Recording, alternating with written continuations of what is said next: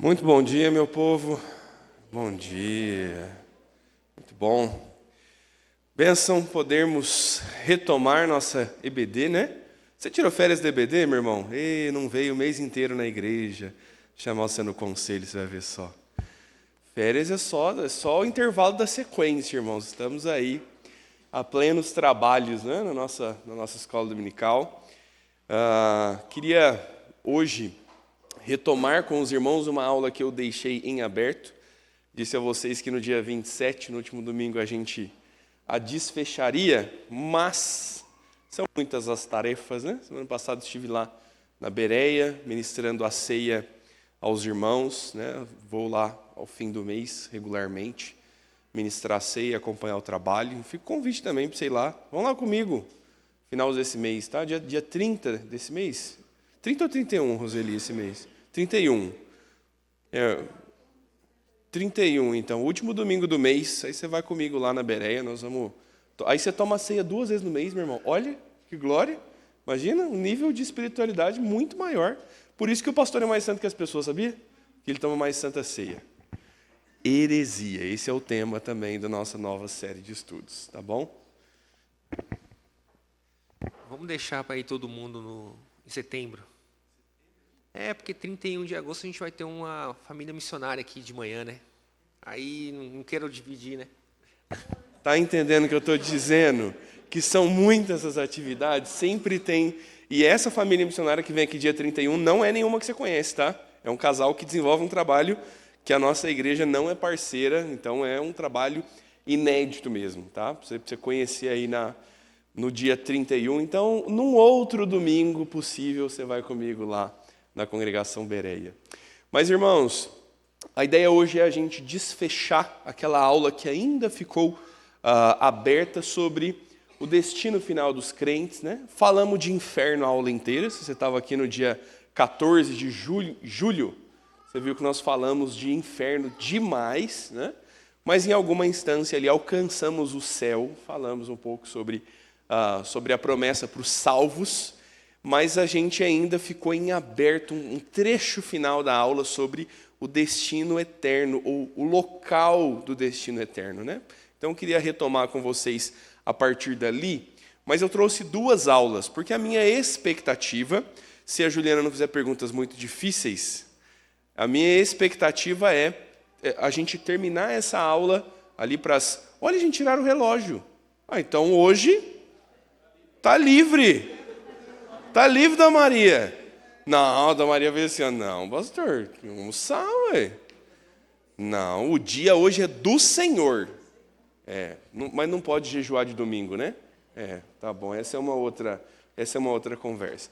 Mas se nós alcançarmos ali até as 10h30, mais ou menos, o desfecho dessa aula, eu trouxe uma introdução de seitas e heresias, que esse é um assunto que nós vamos começar a nossa nova sequência, né? Então a ideia é a gente desfechar teologia bíblica, consumar o assunto e poder entrar em seitas e heresias. Então, se possível ainda hoje, eu vou te dar uma introdução do assunto e no final da aula eu te listo onde a gente vai discutir seitas e heresias, né? Quais seitas e heresias a gente vai discutir. Vamos começar em veganismo, que churrasco é o que importa, né? A gente fala depois contra o Corinthians, que também é uma seita herética, essa adoração impiedosa, né? Mas aí a gente lista um pouquinho melhor para você, tá bom? Vou pedir para os irmãos projetarem para nós aqui nossa aula do destino eterno. Muito bem. Deixa eu recapitular contigo para a gente retomar e desfechar esse assunto que nos ficou ainda em aberto, tá bom? Quando a gente está falando sobre destino eterno, obviamente, estamos contemplando o fim propriamente. O que acontece após a consumação dos tempos, após o último dia. Os crentes já estão no céu, já há céu e inferno para aqueles que já morreram, mas este não é o seu destino eterno. Eles estão literalmente de passagem, porque na morte de Cristo e no seu retorno agora, o Senhor Jesus conquistou a ressurreição dos mortos. Ele é a primícia dos que dormem. Então, no último dia, a volta de Jesus traz em sua companhia todos os que já morreram, seus corpos são ressuscitados, Os que já morreram são reunidos agora em alma e corpo. Os que ainda não morreram são arrebatados para o encontro com o Senhor nos ares. E aqui é o momento do destino eterno. É aqui que nós entramos neste ponto do destino eterno. Então, o que acontece? Qual é o local da eternidade?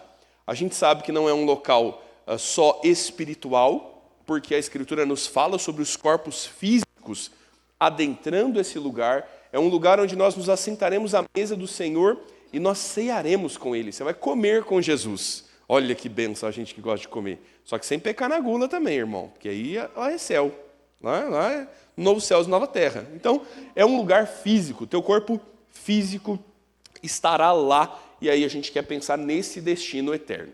Falamos do destino eterno dos perdidos, né, daqueles que morrem sem Cristo, o lago de fogo. Satanás e seus demônios também estão condenados ali. Eles não são imperadores, mas são réus, né? Eles são culpados e estão sofrendo também. Tocamos aqui nas heresias, né? Você vê, seitas e heresias não é nada muito inédito, a gente sempre retoma esses assuntos. Universalismo e aniquilacionismo são dois famosos. A primeira ideia em que todos serão salvos. Por isso o universalismo. Não, ninguém vai para o inferno. No final Deus vai dar um jeitinho e a turma vai passar de recuperação. E no final todos serão aprovados. Olha que glória. Então, matemos e roubemos, que amanhã morreremos, né? Você está perdendo de viver uma vida cristã fiel. Isso é uma heresia, né? Não tem qualquer fundamento bíblico para pensar em salvação após a morte. Outra heresia é o aniquilacionismo. A ideia de que os ímpios não ficarão para sempre lá no inferno. Por misericórdia, Deus vai extingui-los, apagá-los, eles seriam destruídos. A ideia de que a existência do inferno eternamente seria uma mácula no projeto de Deus, né? Seria uma mancha na história de um Deus amoroso.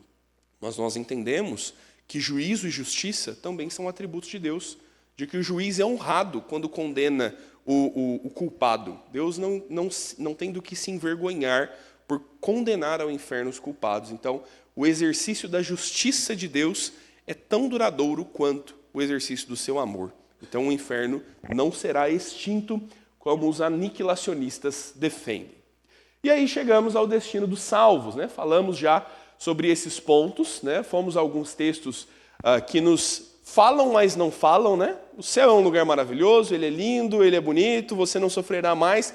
Mas o que exatamente é isso? É aqui o ponto que nós nos pegamos. Nós não sabemos exatamente o que é. E a Escritura não se ocupa em descrever o céu. Há descrições mais detalhadas do inferno do que do céu. Por quê, pastor? Porque você não vai para lá, aí você já sabe como é ruim, né? Você não vai experimentá-lo.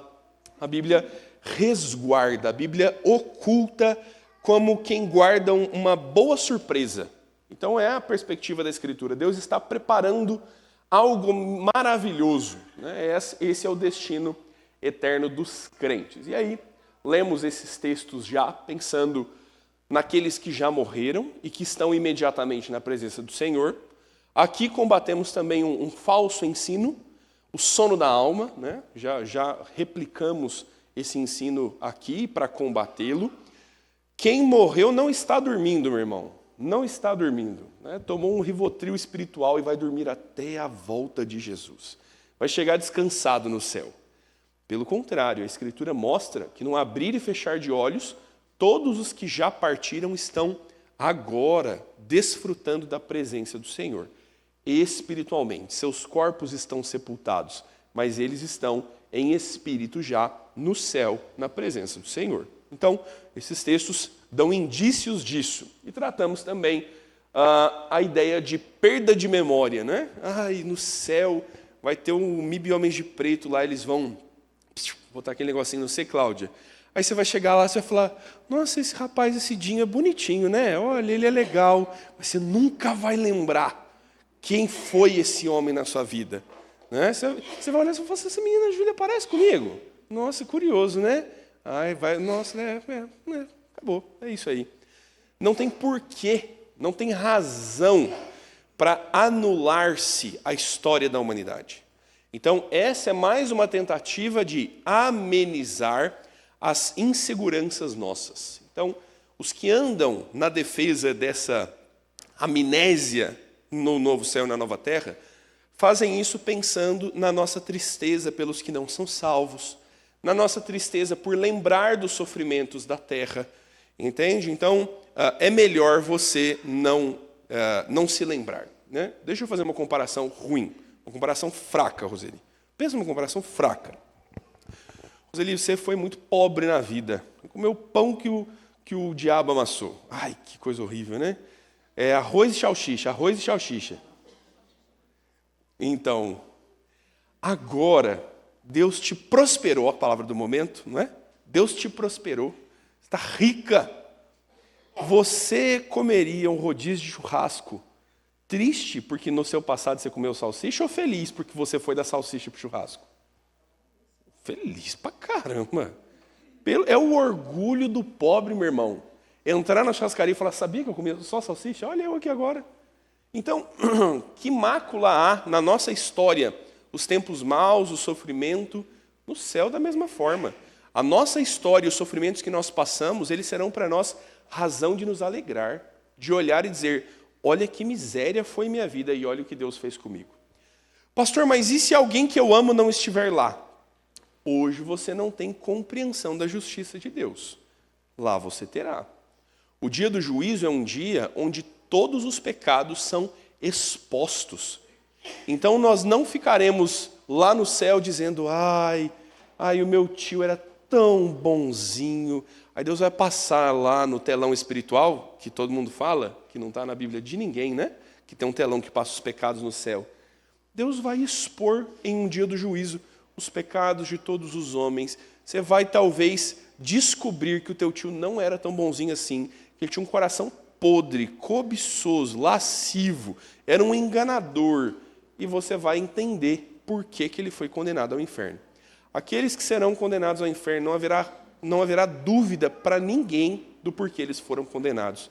E isso será o nosso consolo. Isso, nós nos consolaremos na justiça de Deus, algo que o nosso coração pecaminoso ainda não consegue fazer.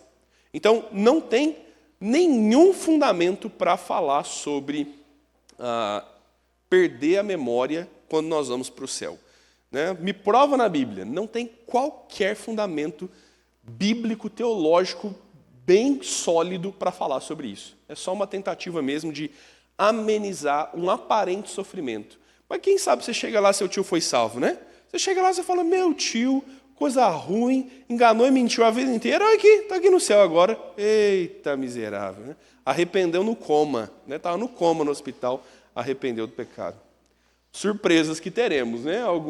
Alguns que esperávamos ver, não veremos, outros que não esperávamos, possivelmente os veremos lá, tá bom? Aqui, então, chegamos ao ponto de onde não passei na última aula, né? Para nós pensarmos na ideia de céu propriamente, e nós pensarmos no lugar físico, nas descrições bíblicas sobre novos céus e nova terra. Já te adianto que não vai te satisfazer as minhas respostas, tá? Porque o Senhor não revelou, o Senhor não descreveu em todos os seus detalhes o que é o novo céu e a nova terra, ainda que nós tenhamos já claros indícios do que nós temos por aguardar. Mas olhe até aqui, o que a Bíblia fala de céu? Qual é a descrição de céu na Bíblia? Primeiro, céu é um local físico. A Escritura está descrevendo em Gênesis 1 a separação entre terra e céu. Né? O óbvio para nós é a referência de céu como um local físico. O céu como nós o conhecemos hoje, como nós fazemos referência àqueles que já morreram e estão com o Senhor, não é que eles estejam necessariamente acima do satélite da Starlink, que está aqui na nossa cabeça voando agora. Né? Nós não estamos fazendo essa referência de que o céu é um local físico, até mesmo porque os que já morreram estão espiritualmente com o Senhor agora. Novo céu e nova terra, esses são físicos propriamente, mas o céu, como nós dizemos, ele não é desde já um local físico nessa referência, mas a ideia mais óbvia de céu, a primeira das ideias é um local físico. A segunda das ideias é um sinônimo de Deus. Sempre que eu estou falando sobre o caminho do céu, o pão vivo que desce do céu, qual a referência de algo vindo dos céus para nós? É a procedência de Deus. Então, a Escritura vai usar uma primeira razão como literal, o céu como um lugar físico, e a segunda razão associando esse local físico ao próprio Deus. Então, quando eu estou falando de Jesus como o pão vivo que desce dos céus, a ideia é literal, do céu para a terra, é algo que é antes intocável, intangível e agora é visível e palpável, é Cristo. E Cristo não é qualquer pão, o descer do céu é a referência de que ele é o próprio Deus. Então, uma segunda analogia para a linguagem de céu é pensar sobre Deus. A terceira e a mais clara, talvez uma das mais comuns para nós, é a habitação de Deus.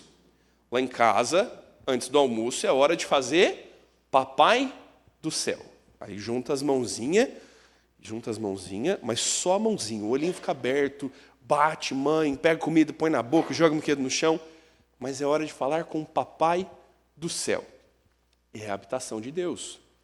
A Escritura, no Antigo e no Novo Testamento, inúmeras vezes vai falar sobre céu como habitação de Deus.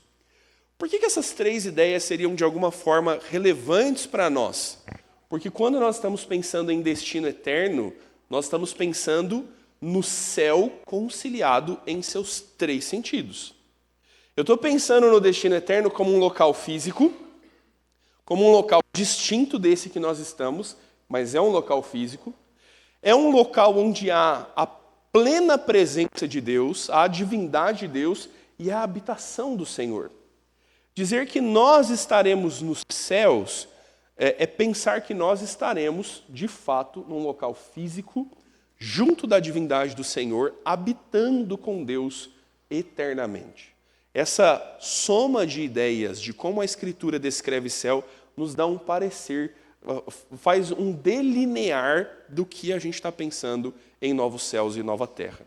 Então, pense nisso, o sentido literal, o sentido de redenção da divindade e agora a plena presença de Deus. Agrupadas essas ideias, a gente tem alguma noção do que será para nós o céu. Você vai habitar com Cristo plenamente, o seu corpo será completamente redimido do cativeiro da corrupção, não haverá mais pecado, porque o céu é a associação da divindade, a santidade de Deus ali habita, e nós estaremos para sempre com Ele. Há uma morada celestial. É curioso que o texto de Apocalipse diz que Deus estenderá sobre o seu povo a sua tenda, a ideia de tabernáculo. Deus vai colocar um pano sobre a sua cabeça. Quando o Apocalipse está fazendo uma referência ao povo que saiu do deserto, ele diz, olha, como nós se saíssemos do deserto, Deus vai montar uma cabana para nós morarmos com Ele para sempre.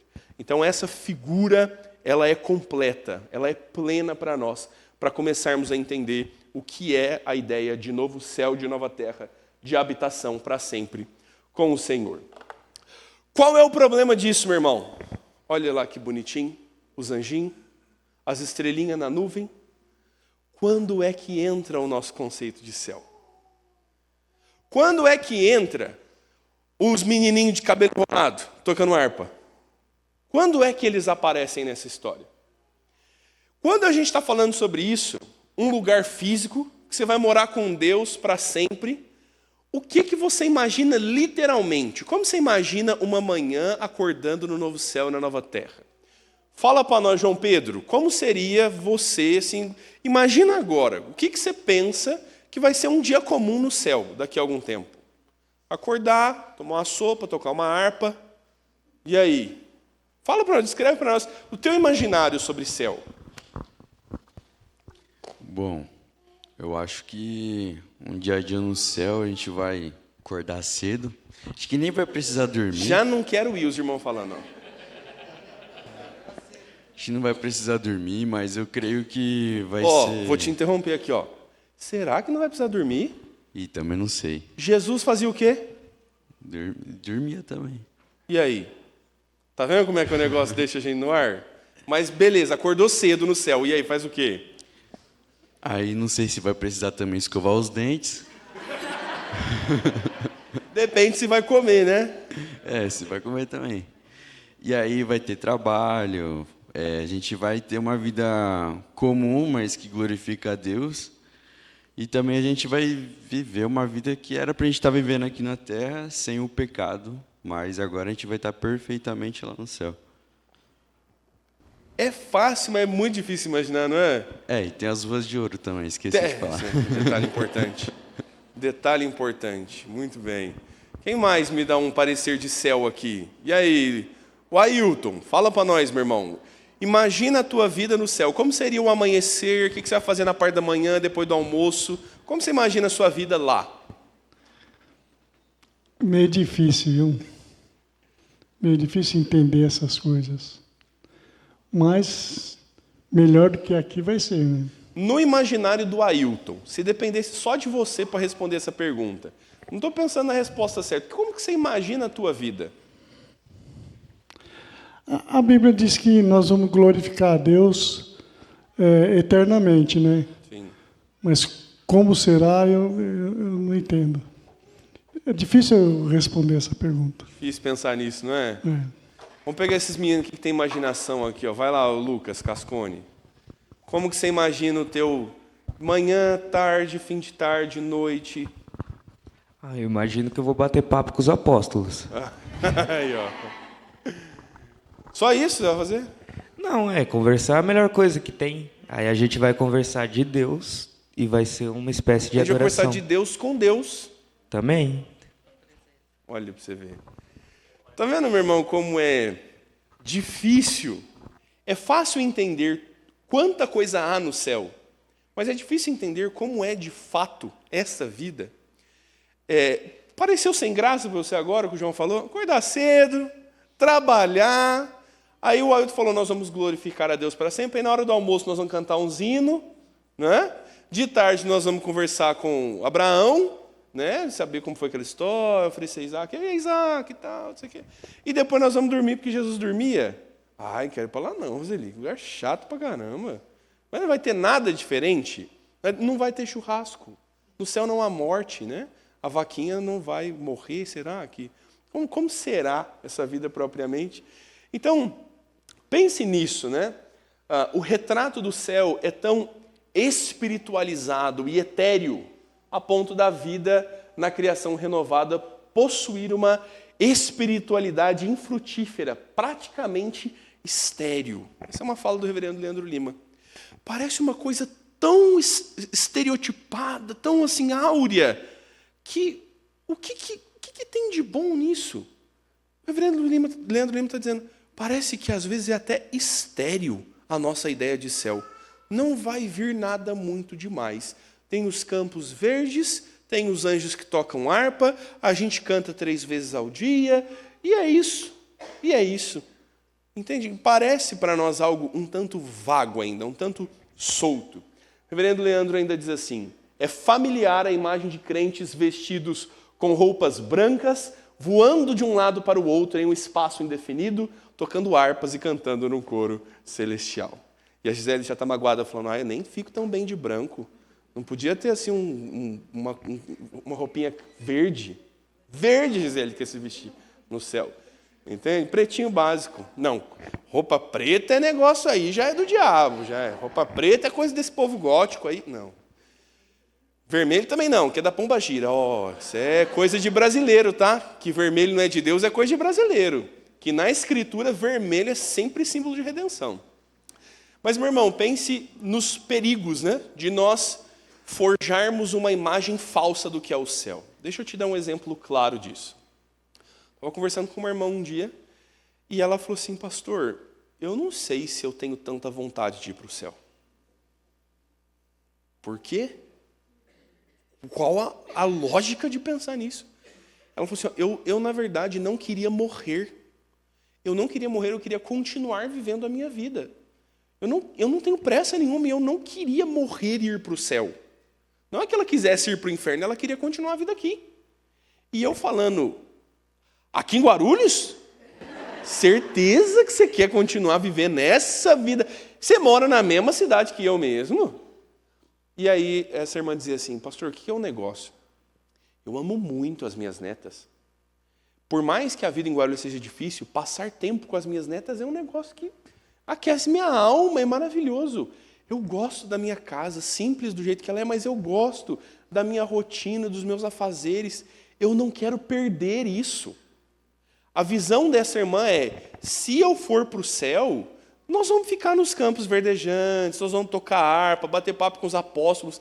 Mas ela estava me dizendo assim, pastor, eu não quero perguntar perguntas mirabolantes para Davi. Eu não quero saber como ele matou Golias, eu quero ficar com a minha neta. Isso é bom para mim. E no céu eu não vou ter isso. Olha, meu irmão, a visão sobre novo céu e nova terra, sobre morada eterna, é tão ruim que a pessoa está dizendo, eu prefiro viver minha vida do jeito que ela é hoje. Prefiro comer um churrasquinho aqui. Imagina, vou comer quanta picanha eu puder até ir para o céu, porque lá não vai ter. Então, essa perspectiva equivocada sobre o que é, de fato, a morada celestial, o que é, de fato, novo céu e nova terra. Então, a gente precisa reverter esse pensamento estéril, né? E a gente retomar a nossa ideia sobre que vida nós precisamos viver, como deve acontecer a nossa vida no novo céu e na nova terra. E aí, só retomando, né, o que o João falou, o que o Ailton disse, não estão errados. Haverá trabalho no céu. Não sei se nós vamos acordar cedo, mas nós vamos dormir e acordar. E é uma vida análoga que nós temos desde já, mas de forma perfeita. Há com certeza uma vida de glória celestial. Uma das marcas do novo céu e da nova terra, da Nova Jerusalém, é que o templo não é o lugar de adoração. Nós não iremos necessariamente nos reunir num lugar para adorar. O mundo é o templo. A criação é o templo. Entende? Deus está sendo adorado em plenitude, em todas as coisas, a adoração a Deus, não só no momento de adoração a Deus, né, no momento de culto público ou algo semelhante a isso. Né? Então vamos pensar aí na renovação da terra, em como a Escritura está nos listando essas questões, tá bom? Temos aí 5 textos bíblicos, vou dividi-los aqui para a gente passar por eles. Pedir para o presbítero Denis abrir para nós Romanos 8, verso 19 a 23. Vou pedir para Gisele do David. É que eu não lembrei seu sobrenome, esse é do David. Isso é certo. Os irmãos do Somos Um não deixam falar diferente, não é? Os irmãos do Somos Um têm que falar. Sou fulano do fulano. Pedir para a Gisele ler para nós Hebreus capítulo 1, versos 11 e 12. Deixa eu pegar uns irmãos daqui. Lê para nós, Tânia, por favor. 2 Pedro 3, de 5 a 13. Júlia Marconde, lê para nós Salmo 102, verso 26. E a Camila desfecha aí a nossa leitura em Apocalipse 21, versos 10 a 22. E depois, Marco Júnior, Apocalipse 22, verso 1 a 5. A gente divide as leituras aqui. Muito bem. Vamos aos textos, irmãos, pensar nos destaques aí sobre o que a Escritura está nos falando. Romanos capítulo 8. 19. A ardente expectativa da criação aguarda a revelação dos filhos de Deus, pois a criação está sujeita à vaidade, não voluntariamente, mas por causa daquele que a sujeitou, na esperança de que a própria criação será redimida do cativeiro da corrupção, mas a liberdade da glória dos filhos de Deus. Porque sabemos que toda a criação, a um só tempo, geme e suporta angústias até agora. E não somente ela, mas também nós, que temos as primícias do Espírito. Igualmente gememos em nosso íntimo, aguardando a adoção de filhos, a redenção do nosso corpo. Olha como Romanos está descrevendo redenção, restauração, não só de nós espiritualmente sendo salvos em Cristo, não só a redenção das nossas vidas por quem Cristo morreu, mas há um anseio da própria criação em ser renovada. Romanos diz que a criação geme em angústias, aguardando a redenção. Quando estamos falando sobre novo céu e nova terra, nós estamos falando de uma renovação da própria criação. pense como os efeitos do pecado se estenderam sobre todas as coisas e toda a criação foi afetada pelo pecado. Em alguma instância, todo cristão deveria ser um preservador da natureza, porque a criação de Deus é nossa tarefa cultivar e guardar.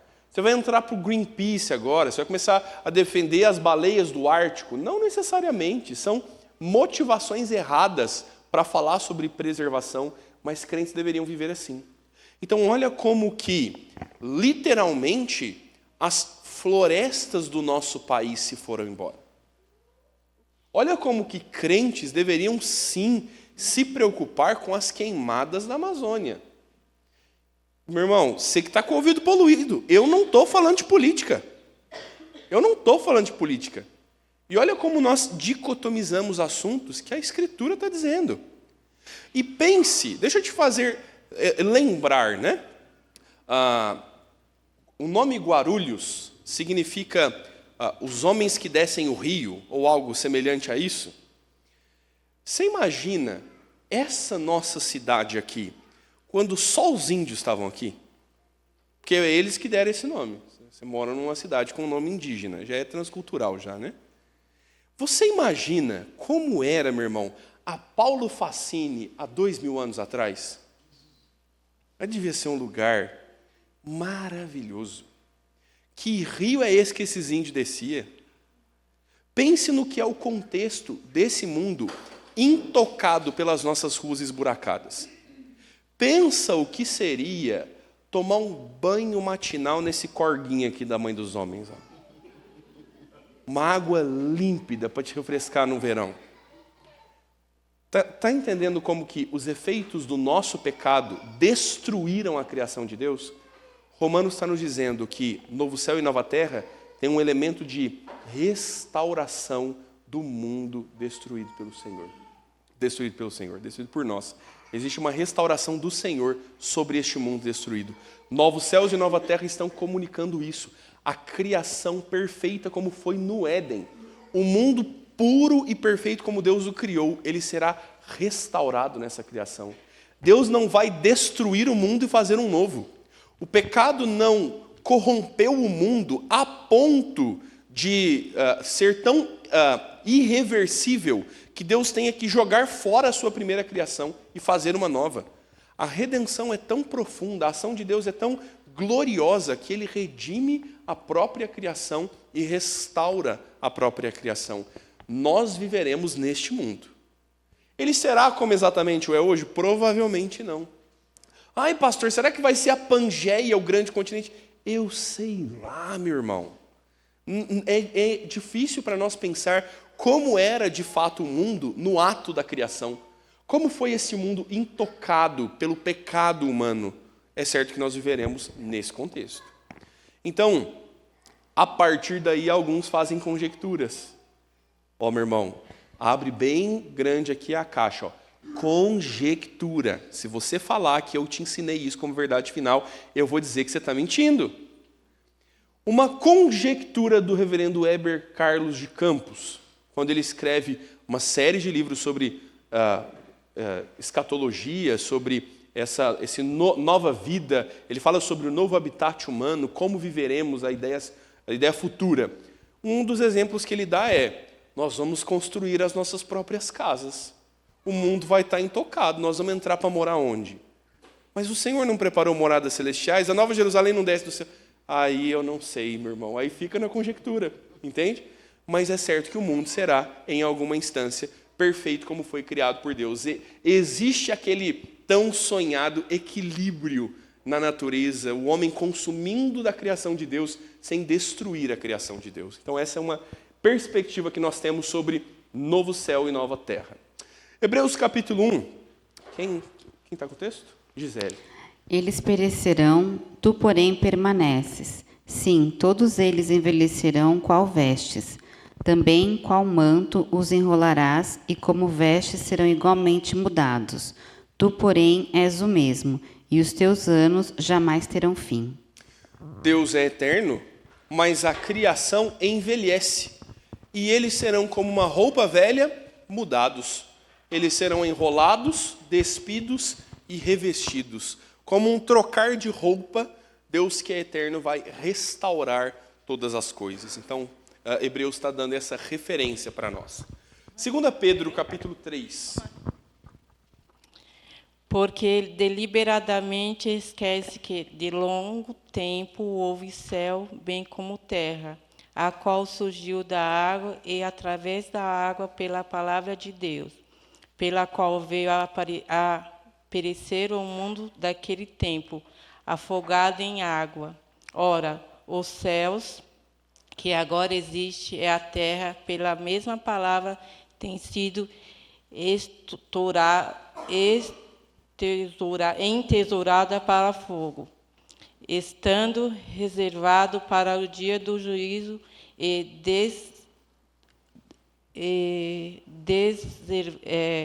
deservado para o dia do juízo, destruído dos homens ímpios. Todavia, uma coisa, amados, que não deveis esquecer, que para o Senhor um dia é como 1000 anos, e 1000 anos como um dia. Não retarda o Senhor a sua promessa, como alguns a julgam demorar, pelo contrário. Ele é longânimo para convosco, não querendo que nenhum pereça, senão que todos chegam ao arrependimento. Virá, entretanto, um ladrão, o dia do Senhor, no qual os céus passarão com estripidoso estrondo, e os elementos se desfarão abrasados. Também a terra e as obras que nela existem não serão atingidas, vistos que todas essas coisas hão de ser assim desfeitas. Deveis ser tais como os que vivem em santo procedimento e piedade, esperando, apressando a vinda do dia de Deus, por causa do qual os céus incendiados serão desfeitos e os elementos abrasados se derreterão. Nós, porém, segundo a sua promessa, esperamos novos céus e nova terra, nos quais habita a justiça. Pastor, eu posso fazer um comentário? Lembra quando Jesus tira Adão e Eva do Jardim do Éden? Tá. Ele coloca uns anjos lá, né? Aqui. E eu já ouvi pregação que eles falam que esse lugar existe e parece que está lá para o lado da Palestina. Então, se a gente raciocinar assim, se ele tirou, porque nós pecamos, se ele tirou Adão e Eva de lá e está reservado, não possa ser que, quando ele voltar, tudo aquilo vai ser, né, para o mundo todo, mas vai ser daquele jeito. Então, quer dizer que realmente a gente vai ter que trabalhar e não vai ter pecado. Tá todo mundo preocupado com o serviço do céu, né? Porque eu achei que a gente só ia... Eu achei assim, que o céu, a gente não ia ter dor. Sim. Quer dizer, a gente não vai ter dor, não vai ter fome, não vai ter frio. E eu achei também que a gente só ia conhecer a Deus e ficar conhecendo, mas agora a gente vai ter que trabalhar pelo jeito, né? Realmente, irmãos.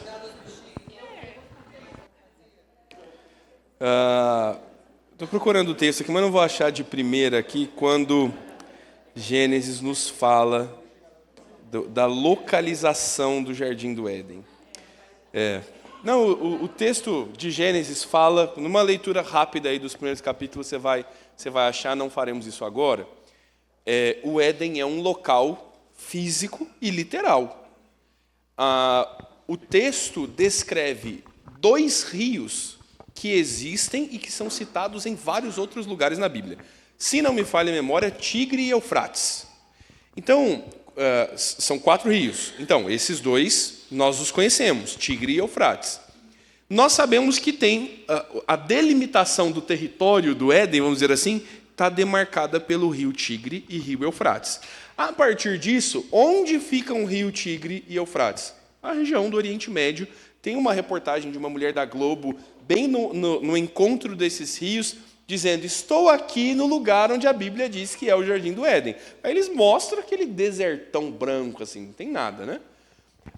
Quais são os outros 2 rios? Nós não os conhecemos. O nome deles não foi preservado pela Escritura, nós não sabemos sequer se eles existiam ainda nos tempos bíblicos, ou se tiveram seu curso desviado por questões naturais, pela providência de Deus. Então nós sabemos que o Éden parte daquele lugar. Até onde ele vai? É impossível saber, porque o texto bíblico delimita o Jardim do Éden com esses 4 rios. A ideia é que o Senhor, guardando o jardim com seus anjos, é a preservação da santidade. Adão e Eva não corromperiam o jardim onde habita a presença do Senhor. E a nova criação é referida como, mais uma vez, a restauração do Éden, a recriação das coisas perfeitas. A ideia de que o mundo que Deus criou perfeito seria refeito. Então, respondendo à primeira parte da pergunta, né? Quando nós estamos pensando no lugar literal do Éden, ele há, e nós não sabemos quais são os fins dessa delimitação, até onde ele ia. E, obviamente, ele é, vamos dizer assim, desfeito. Deus retira a sua presença do Éden e ele passa a ser um lugar comum e corrompido pelo pecado, como todos os outros, para a preservação da sua santidade. Adão e Eva não voltariam a habitar no Éden, não naquele contexto. Eles vão ser redimidos em Cristo, como todos nós, e em novos céus e nova terra eles habitarão, como nós habitaremos. Então, nesse mundo refeito por Deus, quais são as ordens de Deus para Adão como gerente da criação? O que Deus mandou Adão fazer no Éden? Cultive e produza. A lógica está nos dizendo o quê? Qual é a expectativa de nós vivermos no céu? Cultive e produza. Então, do que nós comeremos do céu, novos céus e nova terra? Provavelmente daquilo que, mediante a graça e a obediência de Deus, é graça do Senhor que nós cultivemos e produzamos. Produzamos ou produzirmos? Melhor, né, Roseli? Produzirmos, para não ficar mal no português. Então, essa expectativa de trabalho no céu, ela é literal. Porque, irmãos, não há pecado no trabalho. E existe trabalho antes da condenação de Adão e Eva. Adão e Eva, em estado perfeito de criação, trabalhavam. O que acontece com o trabalho após a queda? O que muda no trabalho? Fica ruim para trabalhar, né? Olha, a mulher daria a luz, mas agora, com dores darás a luz. Ai, pastor, eu vou fazer cesárea. Embrulha sua dor para viagem. Vai sentir dor em casa, subir a escada assim, ó. Você não vai, é impossível fugir dessa dor. E se você é mãe de primeira viagem, a amamentação, você não vai fugir dela, minha irmã. Vai doer, vai machucar você, vai sofrer um bocado. São consequências do pecado. O homem sempre trabalhou, mas agora a terra produz cardos e abrolhos. Olha o efeito do pecado sobre a criação. A terra se torna difícil de arar e o homem vai, no suor do seu trabalho, produzir agora. A ideia de novo céu e nova terra é porque os mesmos mandatos do Éden não estariam também presentes em novo céu e nova terra. Deixa eu te dar exemplos disso. Você já percebeu como é maravilhoso o cultivo que nós fazemos da criação, ainda que caída em pecado? Você já viu como é maravilhoso? Eles pegam o carneirinho, criam o carneirinho, tosam o carneirinho e nasce de novo a pele, o pelo não faz mal nenhum. Aí eles fazem fio da roupa do carneirinho, a Tânia compra, tricota e faz roupa. Meu irmão, isso é brilhante. E vende ainda, faz dinheiro e doa para missões. Tudo doa. Toda vez que fala de dinheiro, doa para missões, que aí parece que é mais santo, né? Olha como nós, em estado de pecado, ainda produzimos coisas maravilhosas. Meu irmão, se você discorda de mim, o problema é seu. Opinião pessoal, o microfone está na minha mão. Eu amo andar de moto, meu irmão. Não é bom, Denis? Que coisa maravilhosa, meu irmão. Rapar o pezinho no chão, assim, na curva. Só que num mundo caído em pecado, não é, Paulo? Num mundo caído em pecado, tem carros que entram na nossa frente. Às vezes tem uma areinha no nosso caminho que nos faz esfolar inteiro e ficar 3 meses assim, ó, os cotovelos todos esfolados. Mas o homem, caído em pecado, fez um negócio maravilhoso, que nós andamos em 2 rodas. Que um homem, que o ser humano, em condição perfeita, faria, hein, Renato? Que Yamaha é essa que nós vamos andar no céu, hein? A Yamaha celestial, criaram a moto perfeita. O homem caído em pecado cria, a partir da natureza, coisas fantásticas que ele não faria com uma mente incorrupta pelo pecado, com uma mente perfeita, com inteligência perfeita, sem destruir a criação, mas usufruindo da criação de forma perfeita. Então, pense nas condições em que o novo céu e a nova terra serão produzidos e cultivados. Por isso a nossa ideia de trabalho. A Escritura aponta uma lógica de que há trabalho no céu, mas não tem nenhum texto dizendo: então acordarás às 7 com João Pedro e irás bater o teu ponto no supermercado X do céu. Não é? Pescar. A gente está falando, nós vamos pescar, mas quem vai limpar o peixe? Eu trabalho. Eu vou querer. Então a Gisele vai ser pescadora celestial e eu vou só comprar dela o filezinho do salmão para comer sushi no céu. Então pensa como essa ideia de renovação da criação, ela toca todas essas coisas. A ideia de que há um trabalho e ele não é mau, ele é bom. Nós vamos produzir a partir de um mundo recriado por Deus, perfeito, refeito em todas as suas esferas. Tá bom? Essa é a nossa ideia de...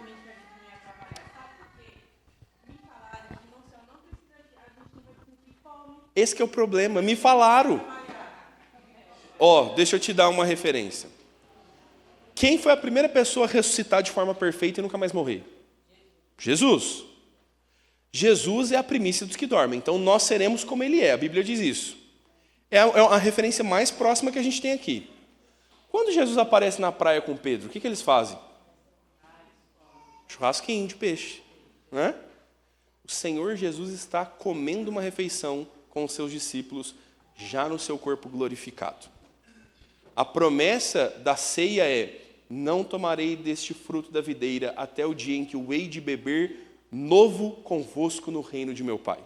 Nós vamos ter uma ceia junto do Senhor no novo céu e na nova terra. É só um lanchinho.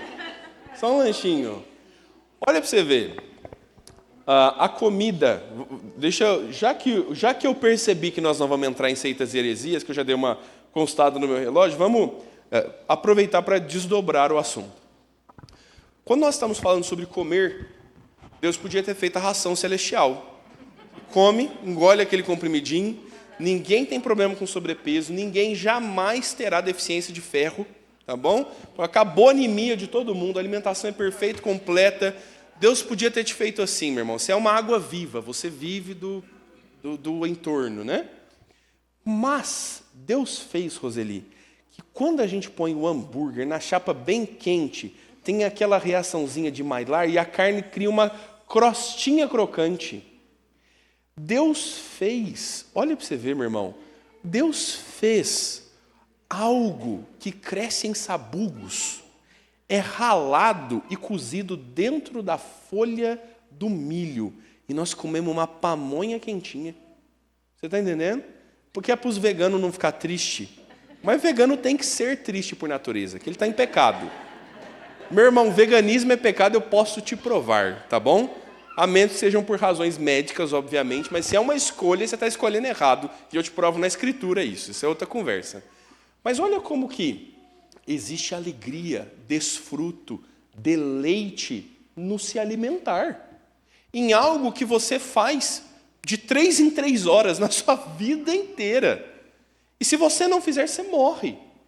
Por que Deus anularia esta glória que Ele deu à sua própria criação? Deus fez o mundo e Ele criou a humanidade com esse atributo, e isso é deleitoso. Por que Deus retiraria isso? E os cozinheiros da terra vão trabalhar com o que no céu? Brincadeira. Os próprios animais, né? A criação do Senhor que é feita para ser consumida. A criação tantas coisas da criação são feitas para comer. Tânia, no céu, eu quero mesmo é rachar uma árvore, abrir, tirar aquele palmitão branco e macio e comê-lo. Glória a Deus por isso.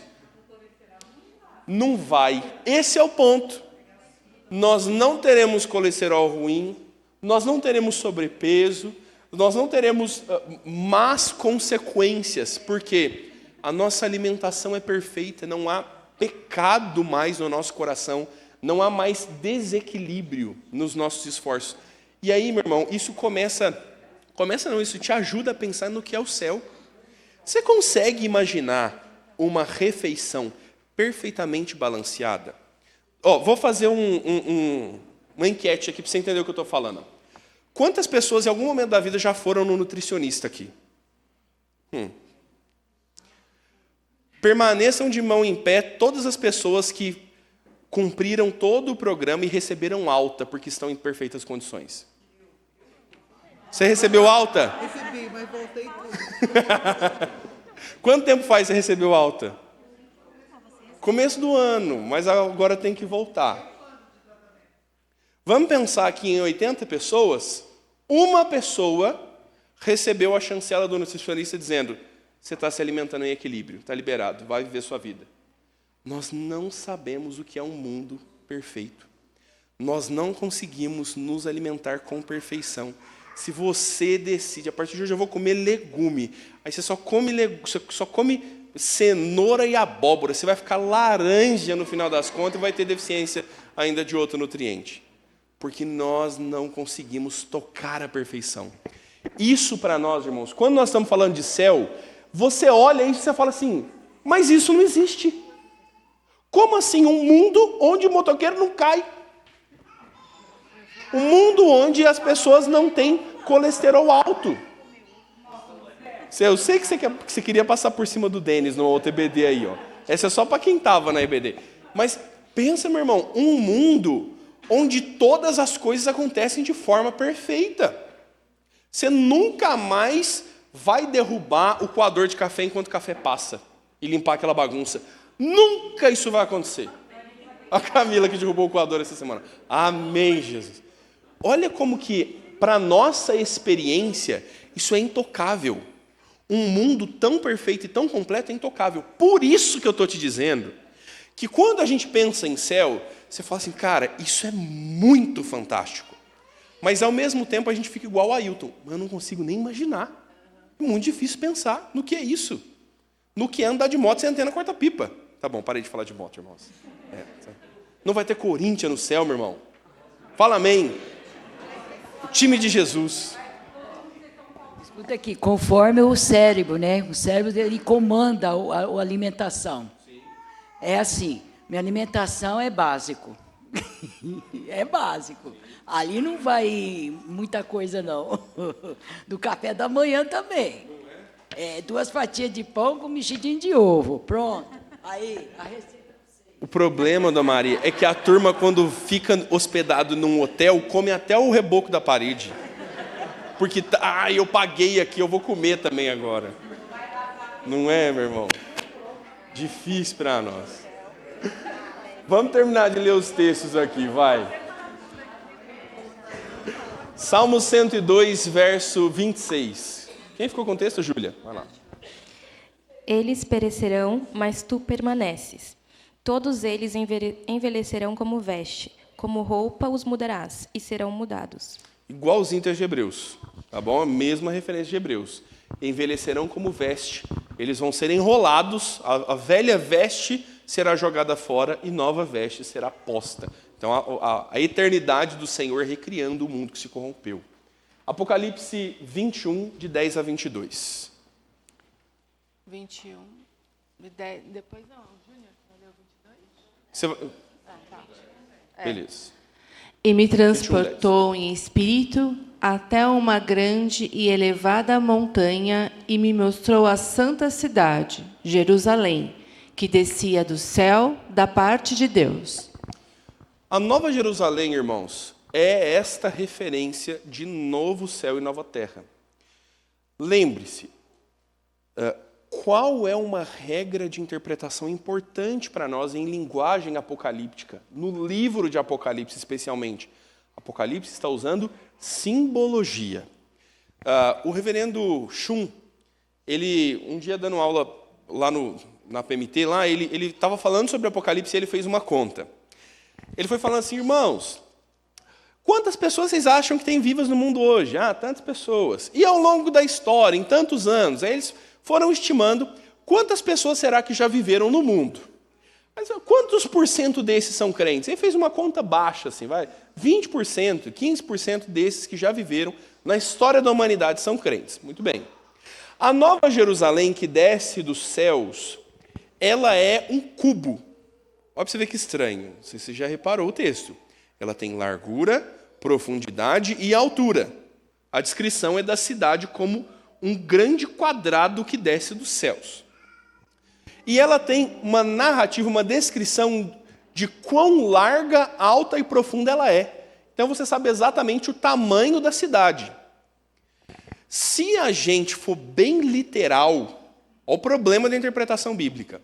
Se você fizer as contas de quantas pessoas vão para o céu e o tamanho da Nova Jerusalém, o reverendo Shum chegou a uma conta de um apartamento na Nova Jerusalém de 23 metros quadrados para cada um. Meu irmão, o texto não é literal. Nova Jerusalém não é literal. Não é que nós vamos chegar lá e aí chegamos naquele descampado verdão e vai descer uma cidade assim. Não é essa a referência de Nova Jerusalém, de morada celestial, de destino eterno.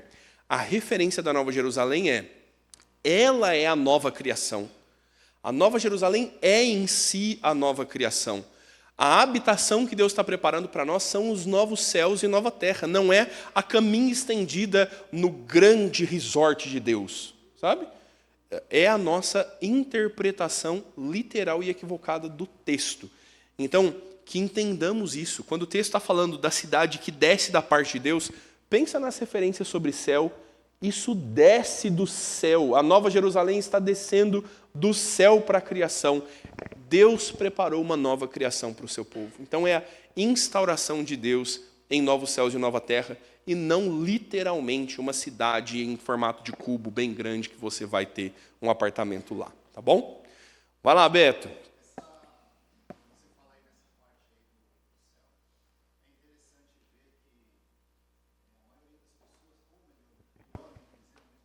Passar dos séculos, todas as culturas elas sabem que o céu existe. Sejam os egípcios, os medos, os romanos. Então cada um tem aquela visão de, não, para ir para o céu tem que ser assim. Para ir para o céu tem que ofertar ouro. Para ir para o céu tem que ir para a guerra. Para ir para o céu tem que ir lá em nome de Alá e se matar. Mas pode ver que a palavra céu sempre está lá. E eu vejo a parte assim feliz nossa que temos um Deus que mandou Cristo Jesus, morreu por nós de graça, e tendo essa união, e a gente vem e nos despiremos daquilo que somos e seremos novas pessoas. Isso através de Cristo Jesus. E é isso que mais alegra, que todos miram para tudo quanto que é lado, menos em Cristo, que é o principal ponte de ligação do céu que iremos. Irmãos, é pensar que a gente está falando de tudo isso, e isso é literalmente de graça. Mesmo que você quisesse fazer algo para estar lá, você nunca poderia comprar a tua passagem. Nada do que você faz seria possível, seria capaz de colocar no céu. Nem as boas obras dos kardecistas, que o Lucas citou mais cedo, nem os sacrifícios dos muçulmanos, né, os xiitas, que estão aí literalmente se explodindo pelo mundo, crendo que vão receber 70 virgens no paraíso. As religiões estão criando o desejo. Deus colocou a eternidade no coração do homem. Todo ser humano nasce com o anseio da perfeição, sem, contudo, poder tocá-la, sequer imaginá-la. Só na Escritura a gente tem uma perspectiva boa e clara daquilo que Deus tem preparado e o caminho para alcançar esse benefício gratuito que Deus nos dá em Cristo. Então, só na Escritura. A devocional do presbítero Lucas hoje matou a pau, né? Como a Escritura, a Bíblia, é o único fundamento para a nossa salvação, né? Último texto, Apocalipse 22, versos 1 a 5. Então me mostrou o rio da água da vida, brilhando como cristal, que sai do trono de Deus e do Cordeiro. No meio da sua praça, de uma outra margem do rio, está a árvore da vida, que produz 12 frutos, dando o seu fruto de mês em mês, e as folhas da árvore são para a cura dos povos. Nunca mais haverá qualquer maldição. Nela estará o trono de Deus e do Cordeiro, e os seus servos o servirão. Contemplarão sua face, e na sua fronte está o nome dele. Então já não haverá noite, nem precisam eles de luz de candeia, nem da luz do sol, porque o Senhor Deus brilhará sobre eles, e reinarão sobre os séculos dos séculos. Meu irmão, olha a figura final de Apocalipse. Há uma árvore no centro da criação. Ela estava no Éden. A árvore da vida. Não só a do conhecimento do bem e do mal, mas aquela que é a árvore da vida. Agora o texto de Apocalipse está nos dizendo que essa árvore produz fruto todos os meses, em todas as estações. Este fruto é o fruto que dá a vida eterna aos que dela comem. O Senhor nos dará de comer da árvore da vida no novo céu e na nova terra. As folhas dessa árvore são usadas para a cura das nações.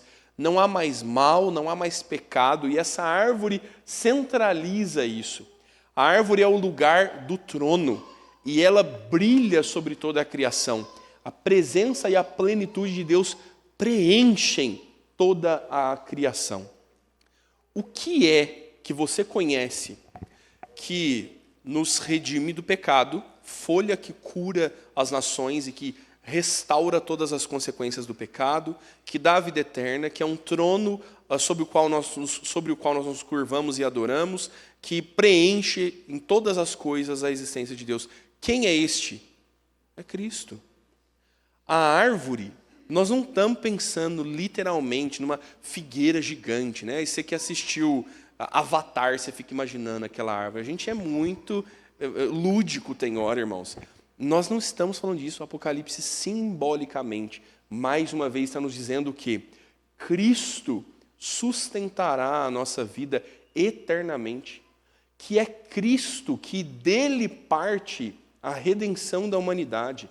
É de Cristo que as nações são curadas. É Ele a quem nós adoraremos. É o nosso Deus que adoraremos. O seu trono está estabelecido no centro do jardim.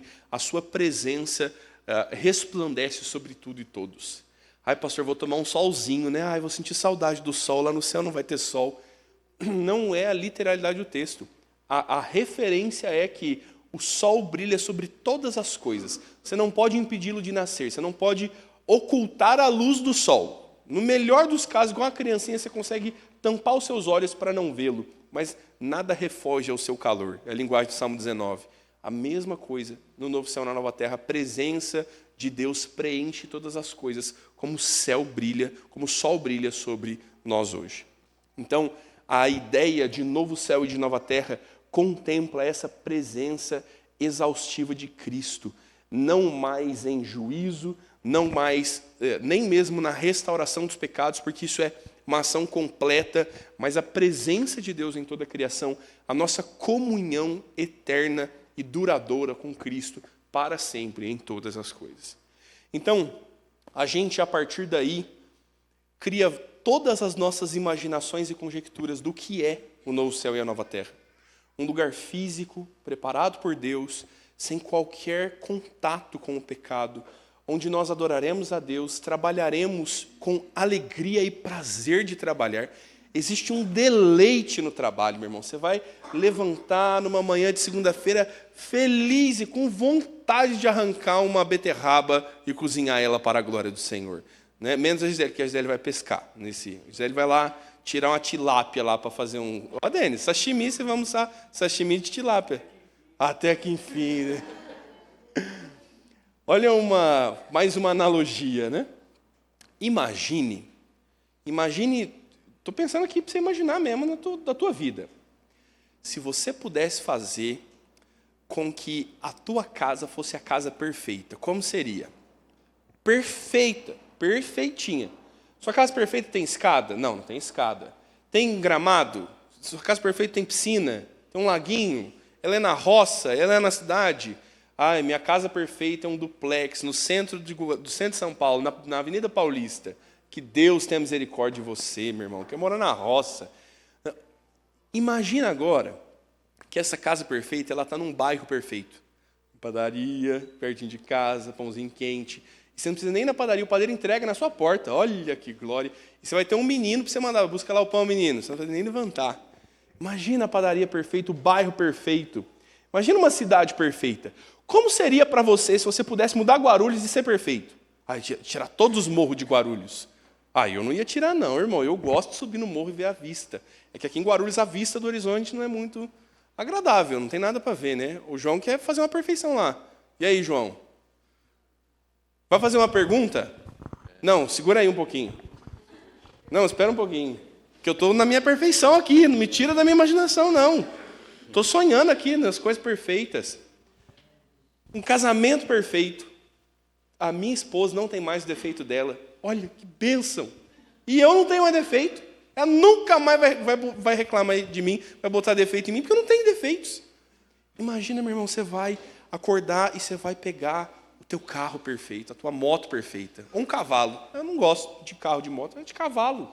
Vai a pé, caminhando numa calçada sem buraco, para o teu trabalho perfeito. Meu irmão, você não quer morar lá, não? Sem dor, sem choro, justo, você nunca mais vai ver nenhuma notícia ruim. O Datena começou um programa infantil agora. O Datena, ele passa desenho para as crianças no céu. Novo céu, nova terra. Não tem mais notícia para dar ruim. Você consegue imaginar? Só tem crente. Só tem crente. Você acorda de manhã, tem a estação de rádio do Projeto Sola, da Cassiane, não tem uma rádio tocando música ruim. Você consegue imaginar o que é a perfeição? É disso que a gente está falando. Por mais que você se esforce profundamente, você não consegue nem imaginar como é isso. E a gente imagina pensando, certeza que eu ia derramar o filtro de café e ia sujar tudo. Porque se eu estou lá, nossa, será que dá para viver uma vida tão perfeita assim? É quase intocável para nós. É essa a promessa de Deus de novo céu e de nova terra. Uma comunhão perfeita. Deixa eu desfechar essa perfeição dizendo assim, você nunca mais vai sentir tristeza no teu coração. Sabe aquela melancolia que te persegue, aquela depressãozinha que o médico fica falando que é depressão, e você melhora, e você volta. Você nunca mais vai sentir medo. Nunca mais no teu coração vai passar um medo. Você nunca mais vai se envergonhar perante Deus por ter pecado. A gente vai adorar a Deus por alegria e prazer profundo na alma. Não tem momento de contrição no culto celestial. Não tem pecado para arrepender. Você consegue imaginar isso, meu irmão? É o céu. É o céu. Vai lá, João. Eu estava aqui ouvindo, e aí eu imaginei um cenário que eu acho que eu nunca tinha pensado antes, e me deixou com muita dúvida, que é o seguinte: quando a gente vai casar, a gente faz votos, né, um com o outro, e fala assim, até que a morte nos separe. Aí, beleza, casei lá e tudo mais, só que aí Jesus voltou. Aí eu não morri, nem minha esposa, já não separei dela e vou pro céu casado. Entendi. Vou ficar casado pro resto da eternidade, se eu não morrer? Essa é a dúvida. Então, essa pergunta, a Juliana falou, e se morreu, ficou viúvo e casou de novo? Ficou viúvo e casou de novo. Essa pergunta já fizeram para Jesus. Senhor, no céu, aquele que morreu e teve outra esposa, e morreu e teve... Tudo legalmente, sem adultério, sem divórcio, tudo na paz. Quem dessas esposas será, no céu, a sua esposa oficial? João, só vou te dar a resposta que Jesus deu. Encerro por aqui. No céu seremos como os anjos. Eles não se casam e não se dão em casamento. Oremos. É isso. Não dá para ir além disso. porque nós vamos viver em conjectura. Ah, mas no céu nós vamos morar sozinho? Nós vamos ter só colega de quarto? Não sei, meu irmão. Jesus falou para o menino daquele jeito lá no Evangelho. Por que nós iríamos além disso? Entendeu? Então, não sei te dizer como vai ser isso. Não, mas eu não acho que o voto seja tão rigorosamente cuidado, tá? Fica tranquilo que se você for arrebatado e estiver casado, vai ser igual todo mundo. Jesus vê o que faz com você lá. Pode casar sem medo. A mãe vai falar, ai, Senhor, não quero casar. E se eu casar errado e Jesus voltar e eu tiver ainda... Mas casa logo também, que o Senhor Jesus volta aí. Eu estou no ministério, tá, meu irmão? Santo Antônio Presbiteriano.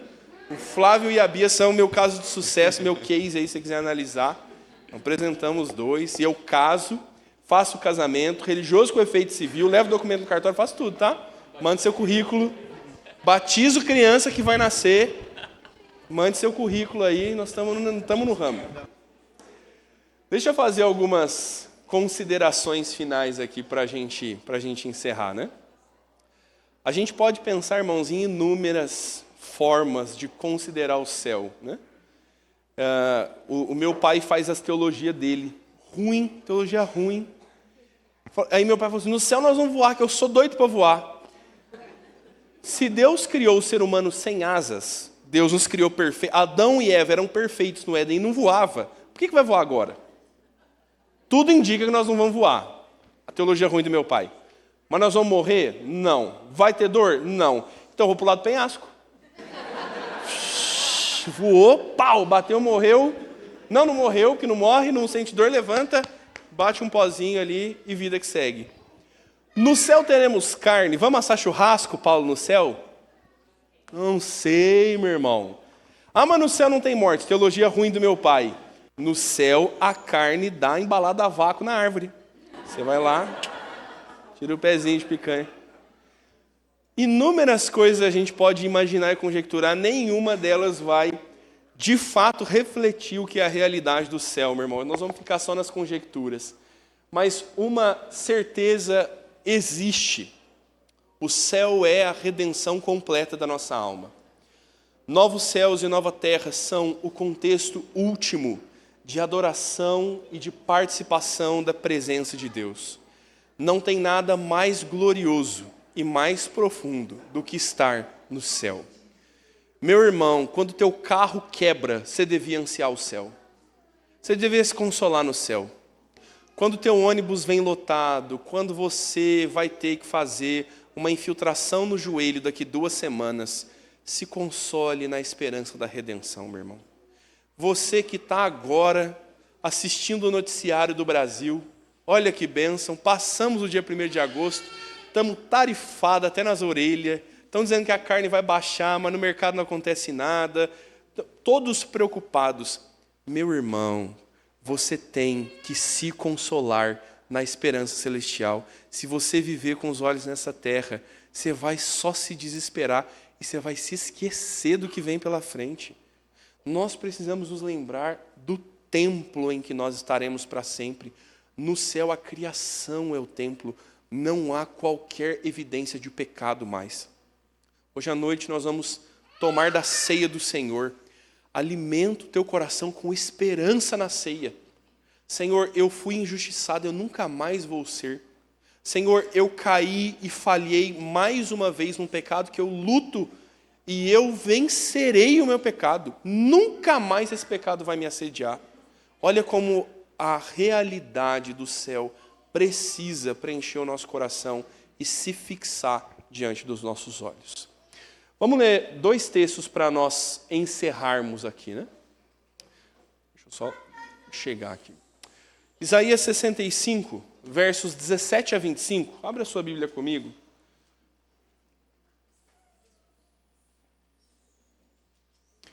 No livro do profeta Isaías, ele fala sobre inúmeras condenações de Deus, juízos de Deus pelo pecado. E no final do livro ele vem falando sobre a restauração, sobre a graça, sobre as ações de Deus restauradoras sobre a humanidade. Olha como Isaías, desde o Antigo Testamento, está nos descrevendo novo céu e nova terra. Isaías 65, do verso 17 em diante, o texto diz assim: Pois eis que eu crio novos céus e nova terra, e não haverá lembrança das coisas passadas, jamais haverá memória delas. Mas vós folgareis e exultareis perpetuamente no que eu crio. Pois eis que crio para Jerusalém alegria e para o seu povo regozijo. E exultarei por causa de Jerusalém, e me alegrarei no meu povo, e nunca mais se ouvirá nela voz de choro, nem de clamor. Não haverá mais nela criança para viver poucos dias, nem velho que não cumpra os seus, porque morrer aos 100 anos é morrer ainda jovem, e quem pecar só aos 100 anos será amaldiçoado. Eles edificarão casas, e nelas habitarão, e plantarão vinhas, e comerão o seu fruto. Não edificarão casas para que outros habitem, nem plantarão para que outros comam, porque a longevidade do meu povo será como a da árvore, e os meus eleitos desfrutarão de todo as obras das suas próprias mãos. Não trabalharão debalde, nem terão filhos para calamidade, porque são a posteridade bendita do Senhor.